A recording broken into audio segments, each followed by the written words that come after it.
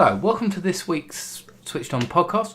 We are going to be discussing Super Smash Bros. Ultimate with your host Riddle and Mike, and we're going to be talking also about the new release box set that come out.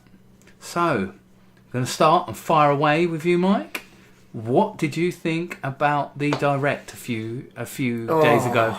I'm hyped, man. Like I've been playing Smash Bros. Since it first launched. Day one on the N64 in the UK. Been on board from the beginning. Fully committed many hours into Melee. I was always going to get it. Like I was always looking forward to it. But that Direct actually got me really excited. It's just the way they dropped the announcements. And there were some big ones. We'll go through them probably in order. But like it started strong straight away out the gate. Yeah. What about yourself? I mean, you come from like you're new. Like we're going to do a video about this. Like you're new to Smash Bros. Like, I'm very new. You've been playing Nintendo all these years, but you've never got on board with Nintendo Smash Bros. Yet. No. So it's one of these games that I saw, but wasn't kind of completely convinced by. Coming from a Street Fighter, Mortal Kombat sort of background, I was like, okay, this looks a little kiddified. And I'll be honest with you, that was my opinion. That's before I got to play it. So that was just my general opinion of it. Now I've played it, I can't say that because it's got a lot of move sets. It's deep, got right? It's quite deep. Well, it's actually very deep. It's playing the levels, trying to jump over obstacles, knowing that there's other things where you can fall off the level and counteracting what the other characters do. See, I like the excitement. It's good. It's completely different. So for me, it was a really good release. Obviously a Direct showing you the release and what's going to happen, but the entry comes in, and obviously the very first thing we see, I called it straight away, is Castlevania. I mean, I've never really played a Castlevania game properly, which is weird because I love Super Metroid. It's one of my favourite games, and there's that whole coin term of Metroidvania. So they're like the path of the parcel, if you like, part of the parcel of the two of them. Yeah, they kind of come as like. They're kind of intertwined, aren't they? Intertwined. Yeah, exactly. That's the right word I'm looking for. But I still recognised straight away where they were going with it. I mean, many years of knowing games, understanding game and lore, memes, you name it, music, gaming music. Before anything happened, as soon as that castle opened up, and there was like the chain, mate. As soon as the chain comes, instantly I was like, a lot sooner for me. And then the music kicks in. You know, the little remix that they always do for Smash Bros. The compositions. It was great. It was a solid announcement. The internet blew up about Luigi. You know, like, Luigi got killed. It's just fun. It's funny. So he's not dead. But, like, you know, I'm going to skip ahead a little bit, digress and bring it back around. But they had the reveal at the end of the video with Donkey Kong, right? And these cool cutscenes to introduce these characters. But they're quite thorough. Like, I think there was a lot of effort put in to showcase the reveal of two characters, full cinematic almost, right? With CGI quality, you know, it's not like in-game graphics at first. And I'm hoping that that's kind of a testament to bringing back a mode like Subspace Emissary from the older games, which, if you don't know what that is, essentially it's kind of like a story mode where they create a pseudo platform fighting game. Yeah. And it just was really cool. I mean, it was wacky, it wasn't great in many areas, but it was brilliant in others, and I'd love to see that brought back. And that is part of the reason why we're getting such detailed character reveals. Well, if you look at the character roster, which is 103 characters, I think, that's stage, 103 stages. Well, it started with 65 before today, so you're talking 67, or is it 66 now, without the Echo characters? Yeah. So you're probably looking, I reckon there's probably 5-6 more. They'll get to a nice round 70, I reckon. So to satisfy your OCD. Yeah, has to be a round number. But with that, I think there's a good chance you're probably right. They are going to do something. They said it was Ultimate, so how can you call something Ultimate if you don't add the platform side in? I think, I've been saying this for a while now. That I expected this to be the case for Mario Kart 8, but they've kind of gone a bit quiet on it. Probably rightfully so because of timing. Like, you reach a point, especially with Nintendo's progression in hardware performance, where you're talking the Switch isn't that much more powerful than a Wii U, right? But it's still a 1080p machine, and I hate using that term, but you know, it's still graphically capable in delivering HD quality content based on what sort of visuals you want, right? From Nintendo's perspective, Mario Kart and Smash Bros. Doesn't really need to look better. you kind of reach the peak graphical like design, and they've moved the assets over from the Wii U for a lot of these games, for a lot of these characters in these games and stuff. So calling Smash Bros Ultimate to me just highlights what I think is happening, and they're doing the sort of game service approach. Like why make another Smash Bros after this? Like, you know, World of Warcraft has been around for how many years? You keep adding and adding to something. It's a platform that you can keep providing on, right? Yep. So, you know, would you name a game after Ultimate, right? No, true. Infinite? Like, maybe that's the next step up. So I think what we might see with Smash Bros. What about more Ultimate? More Ultimate, yeah. It's even more. I think we're going to see, like, rightfully so, Nintendo go down that route. And I'm happy for that. But they're going for an esport on this. Yeah, exactly, which is even more go consistent. You know, CS:GO, right? Yeah. Has been around. Look at the stage. So you got tons of stages, which they wouldn't leave you on an odd number. I just got a feeling they're gonna. I don't think they care, man. They do. They care about that odd number. I do think though that they do care about those black spaces at the end, like with the last row. Like, let's just feel. That's why I said it's not a little bit. I think that's another three levels. I think that'll get released later on when they show more content, because we know they're going to do that. Well, yeah, they pretty much said. I mean, you can kind of read it into one or two ways. Sakurai starts off by showing a character, and he goes, "More characters will be revealed later."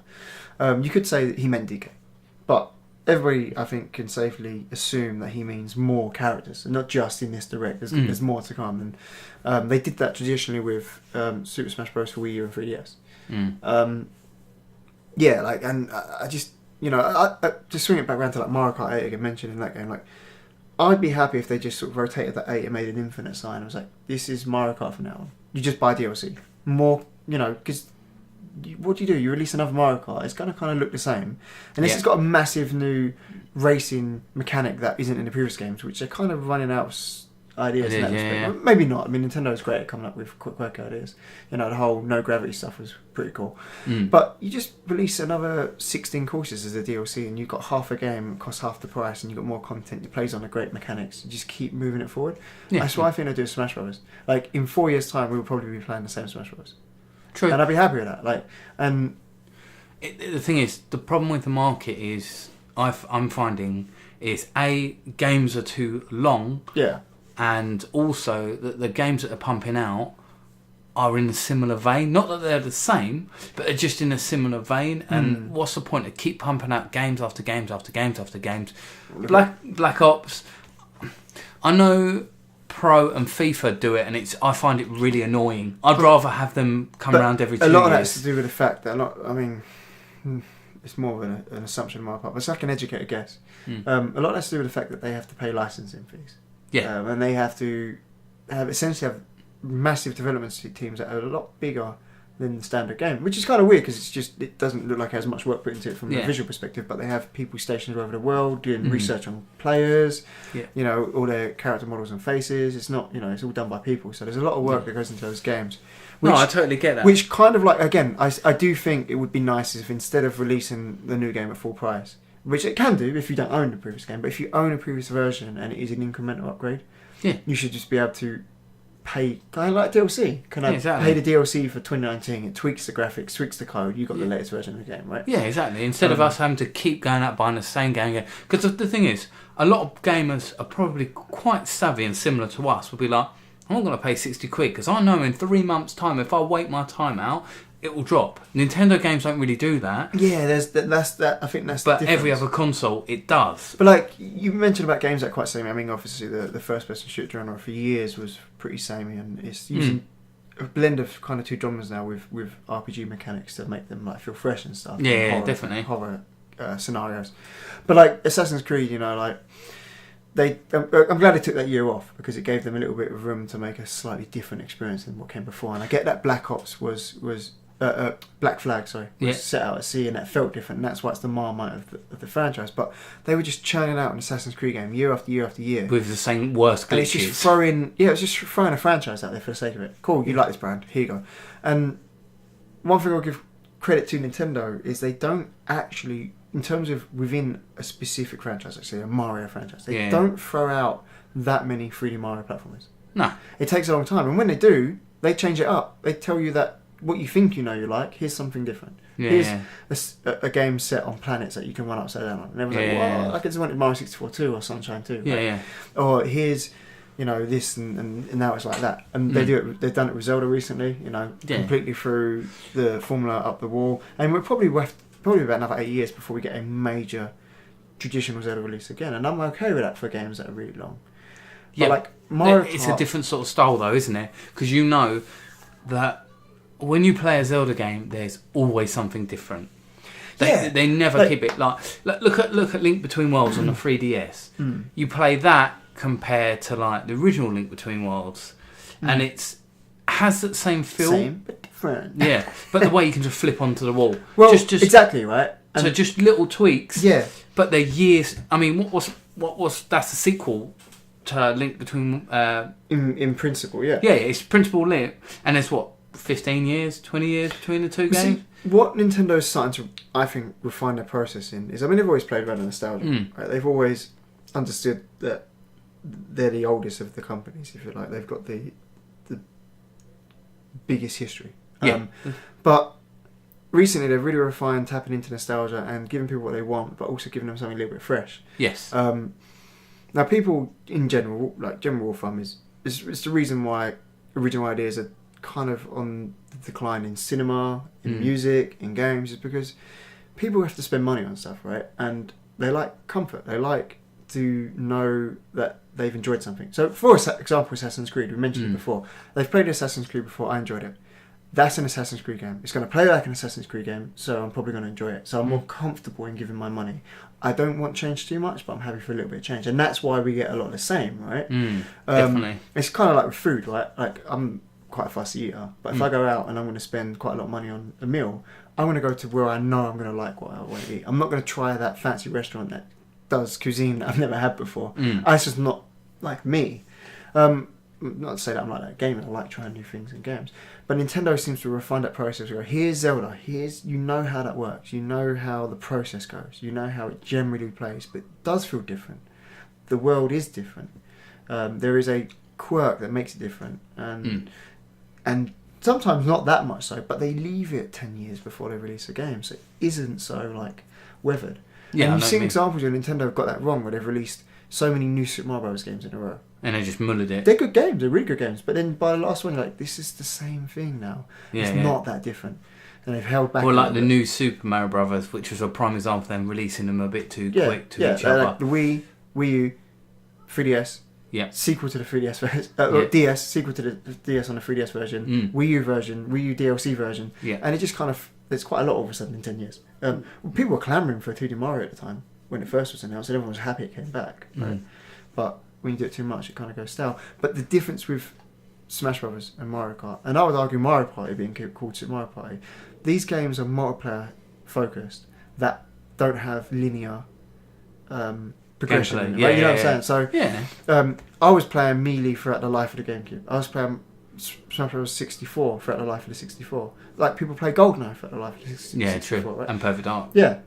And you know, in some respects, Xbox 360 owners might have played Halo 3 more than Halo 4 throughout the life of the 360, right? Because it has that ability to go back to it, because it's a rinse and repeat. It's it's the loop that keeps people enticed. And now that games are online more so than ever, you see it with Fortnite. Fortnite's going to go on for ages, man.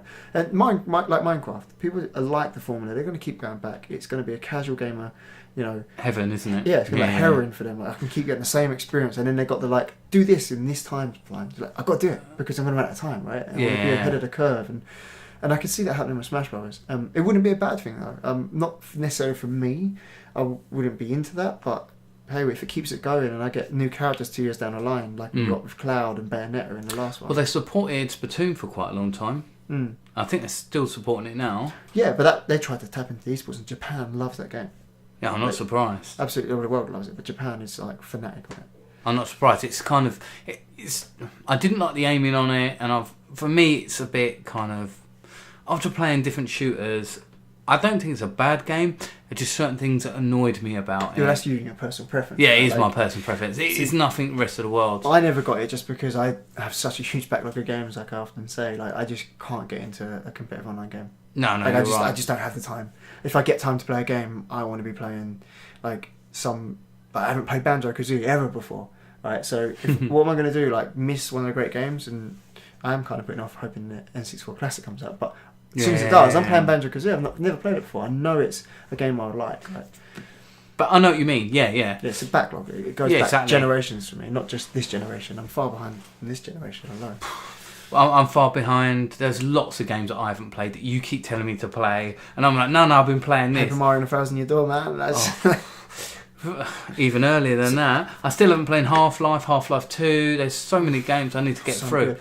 But here's where I hope the Switch... Portal was another one I never got around to playing. The Switch, just port the whole of last gen's library, man. Bring out Portal on the Switch. I mean, I prefer it keyboard and mouse because... Yeah. It's got to be keyboard and mouse. But, it was on the 360. It was on the... See, if you could run Splatoon on a keyboard and mouse, that would be an amazing game. You can emulate...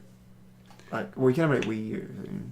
I mean, but, I played Metroid Prime Trilogy. I tried the second game on a keyboard and mouse through the Dolphin emulator. Yeah. I loved it, man. I bet. I didn't mind the previous controls, but there's just something satisfying about having that freedom to just choose your control input. But yeah, we digress. We do. There is another game. I mean, we talk about Smash Brothers. Just to throw into the mix, I introduced you to Smash Football, right? Super Smash Strikers. And stuff. Yeah, that's it. Bring it back. People love football. It was a good game. Bring it back. Super Mario Ultimate, football. Ultimate, like I said, Strikers Ultimate. I wouldn't be surprised because obviously they. Realistically, they put the rights out for the N64 and the GameCube. I think they've renewed the rights for it. Game Boy a while ago, yeah. And Game Boy and all the other ones. I don't think we may get many of the GameCube, but we might see them pop up on the store. I'd love that. I prefer it. I mean, I like that over a mini GameCube just because it's on my desk and it's cute, right? And it's collectible. But yeah, man, just to swing it back around to Smash because I digressed a bit, but. That's what I think might be happening. I mean, they talk about 103 stages, right? 900 tracks, which is an insane amount of music. I love video game music so much. I listen to it all the time. I even posted a video on our channel about top 60, 16-bit era music. I love it. So the fact that it's funny when they showed the screenshot at the end, and I'm jumping a bit to the end of the direct. They showed a hotbar on the right, what you'd get on a standard tablet. Oh yeah. When we looked at the menu, yeah, I know and they're showing the hotbar on the right that you can bring up with the shoulder buttons, and then you can lock the screen and listen to music. Smash Brothers has kind of made the Switch the tablet that it could be. Starting to, yeah. So and that's just for that game, but that's what that could be as well. And I just think I got so excited. 900 tracks or 800 tracks, 900 total compositions, 24 hours of music. You can play 28 was it? Yeah, 28 hours of music. You can play Zelda music on any Zelda themed level, which is really cool. You can customize so much. I think that is the biggest takeaway from this direct is customization. Yeah. You can customize rule sets, so you can have stock plus time, and you can do just all these different variations. It just makes it so much more fresh. You can keep going with that game. You can choose what music plays more on each level, although they kind of had that before. It's just, again, highlights that you can play this more often than others. You can blend levels together. That was kind of cool. You now pick stages before characters, which I think is a really smart idea. Because then it makes you think, oh, well, we're going on this stage, so I use this character because it's better for this stage. Little Mac is not going to be great jumping high on certain levels. All of a sudden, I might ease off on that. And I love the mode of just slowly going through the whole roster. You've picked those 4 characters, you can't pick them again. Tournament mode, auto preset to just set 16 people, and it just puts them into brackets and stuff. And it has all the pedigree to keep going. And if this was a couch co-op game way back in the day when couch multiplayer was a thing, sitting down 4 of you in your dorm at uni or wherever it was. This game would be played the whole time. There's that much content there, you just never would stop. Yeah, I know what you mean. You just go back want to to it have a all laugh. the time, right? Yeah, man, I'm so stoked, as you can probably tell. It's been so exciting. And you're on board because you've jumped in with a £90 special edition. I must admit, I did kind of get a bit suckered in. I saw it online, and they were like, "Oh, this is special edition." So I wanted a brand new GameCube controller that no one else has used. Yeah, so I know it's got no controller creep. It's just raw and fresh. Plus, has a cool Smash logo on it. I wanted the adapter because I only have a Mayflash, whatever they are, just because I wanted to test it with a Switch to see if it worked. instead of spending 30 quid on one, because that's what they were going for. Yeah, at the time, because Yeah. you couldn't get them again, right? Yeah, and I only wanted to spend like £10-15. And I got it for that, but when you get it off the Nintendo site, you also get a steel box, which looks pretty awesome. So you're getting a whole set. And another reason I went for it is because I didn't go for the special edition Zelda, and I regretted it, and I can't get it again. So I missed out on that. And You reminded that every time you come to my house. yeah, I know. And every time you say it here, and I'm like, I should have got that. I wanted that. See, it's funny because I probably won't buy the special edition, but I have the GameCube adapter. Yeah, I have exactly. like 4 GameCube controllers. They are old, and they're probably not perfect, but I have those same controllers 15 years ago. But it's like they're my controllers, but you've got the Wii adapter one, haven't you? Yeah, I've got the official adapter. Yeah, which is something I didn't have that I wanted. So for you, that pack's probably not as financially viable. Yeah, but you can buy it in parts. You can just get the controller when you're ready. Exactly right. That's something, because then you're only spending like £25. I'm hoping they bring out either one of two things. They bring the Wavebird back. Yeah, I was wondering about that. That was something connects via Bluetooth to the Switch. That'd be awesome. I just don't need the adapter. That would take over. Yeah. I totally agree with that. A Pro controller that has the ergonomics that mirror, like has analog shoulder buttons that mirror the Wave. Or just call it like Wave Pro. Yeah. There you are, Wave Pro. That's what you need. What about Pro Wave? Pro Wave. Pro Wave. So it's It's like prog rock. Yeah, something like that. No, but you are right. If you had I reckon they should do that. A Pro controller looks exactly like a Wavebird. They don't have to reproduce it, and it's just set for Smash. All you have to do is the first wireless. I know it wasn't the first wireless controller, but it's the first console commercial wireless controller that's available. Realistically, that actually worked really bloody well. Sakurai announces it in another mini direct or something. But it's interesting because Smash is going clearly for the online. Nintendo Switch Online launches in about 6 weeks at most. Yeah. Nintendo's to be held to their word. I don't see why not. To say it this late on that it is coming out next month at the end of it. It's got to come out. So people are going to have to pay for online. Games that have been out for a long time all of a sudden brick walled behind a service, right? Which I get. They're going. They can't run it for free. They're going for this bigger picture. Yeah, they want to provide a service, so they're providing other features, which some of them have said they've yet to announce and whatnot. But Smash Brothers clearly is going to be, I think, the poster child for their online service. Yes. They want to go for the esports scene again. They want it to run really well, and it did run pretty good on the Wii. Even on the Wii, they had online. So they got to get that right. But then there's that great blurred out green screen section, which some people think it's the spirits and stuff, and they've got this theory about how it ties into the fact that in a lot of the reveals they're showing players dying, like when Ridley was revealed, Mario got killed, Mega Man and stuff. But I think that'd be a Mukenge. I think they're repeating. I think that's online, because do you remember? Well, I don't think it's necessarily online, but when you looked at the right hand side and that third block down was blurred out. Blurred out, but you had the direct connect. In other words, I think Wi-Fi. That's where I think the Wi-Fi the online play is. See, but it might be, but the green one might be match up, kind of similar to how Mario Kart. Mario Kart has its second in the list. Yeah, that there's something I didn't consider, which concerns me. What's that? I mean, not really concern me, but it just highlights some of the shortcomings of the Switch, which I love, by the way. But there are some shortcomings, especially that Bluetooth controller inside that you pair up your devices with it. 8-player can happen on the Switch, but only through 4 paired Joy-Con pairs. Pair. Oh god, yeah. So the last thing you want to be doing when you're playing a game like Smash Brothers is playing on a tiny little controller turned to the side that you got 4 buttons. Yeah, right? it's not going to work. Buttons. It's not going to go down well. It's not going to have the same, tactile feedback and the ergonomics that you want. Why do you think they brought out the GameCube? Yeah, the game controller solves it because it's wired, but I suppose maybe that's how they look at it. If you so they're going to have the wired ones, and then you can have the four other ones, because you can have 4 Pro controllers connected to one Switch. See, here's the thing: I'm a massive GameCube controller fan. I love it. I don't know what I couldn't explain it in words right now about what make. I could, but it'd take forever. About what makes that controller so special ergonomically. I think it's for the games. Yeah, The way the games utilise that controller is just. but the Pro controller might be a worthy successor or parallel side-by-side controller for Smash. Like it's a solid controller. Take the D-pad away. It's a solid controller. The shoulder buttons are soft, obviously, because the digital buttons. But for a lot of people, it might just be the perfect controller to play Smash with. Imagine But I again, spent that £90 you and then ended up preferring the Pro controller. Yeah, but then you still got a GameCube controller to play Dolphin, man. Like, you know. Well, I've got another 3, or technically 4. You've got a controller that lasts another 10 years longer than the other ones. Yeah, they true. haven't worn out as much, right? Yeah, true. Yeah, like, I don't know. But that blurred out mode in the home menu, I think it's single player.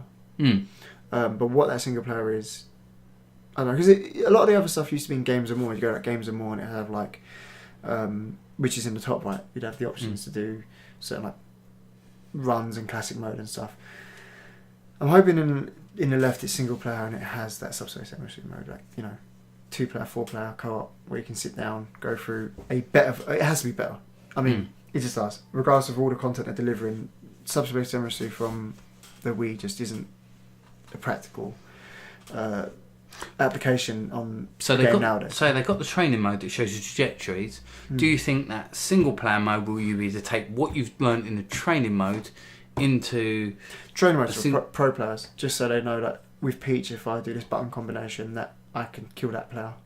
Like it's full of people who want to break down that game to every single core mechanic, figure out every frame, like, you know, like the Street Fighter players do, and just become pro gamers, I suppose.